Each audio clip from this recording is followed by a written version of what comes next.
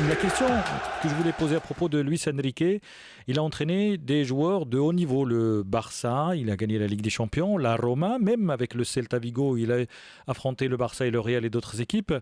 Bien sûr, il ne fait pas l'unanimité. C'est un bon entraîneur, tu disais Fred. Est-ce que le défi est énorme? Peut-il réussir? Ça dépend de quoi?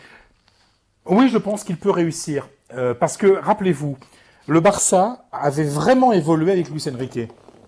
Le Barça qui était un peu comme on a vu l'Espagne contre la Russie, une équipe qui était devenue un petit peu ennuyeuse, qui était dogmatique avec la possession de balles, qui n'était pas assez directe. Luis Enrique était parvenu à faire évoluer le jeu, ce que n'avait pas réussi à faire Martino, El Tata Martino, et aussi le pauvre le pauvre adjoint de Guardiola, qui est décédé depuis.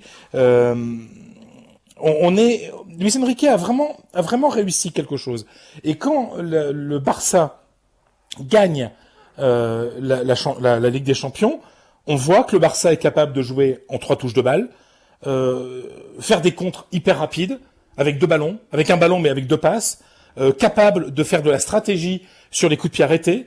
Voilà, en fait tout ce qu'on n'a pas vu avec l'Espagne, tout ce qui a manqué avec l'Espagne contre la Russie, cette diversité dans l'approche du football, Luis Enrique, lui, l'avait apporté au Barça. Donc il serait capable de l'apporter à la sélection espagnole. Chose qu'avait réussi à faire Lopetegui, par exemple. Mais bon, il n'est pas là. Donc je pense que c'est quelqu'un qui va être capable de, tout en conservant l'idée générale du foot espagnol, qui est un football de possession très technique, d'apporter des petites modifications, des alternatives dans le jeu.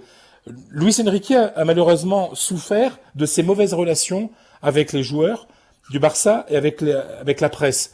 Donc le travail qu'il a fait, on l'a jamais vraiment bien mis en valeur. Alors que oui, c'est un grand entraîneur qui a permis au Barça d'évoluer.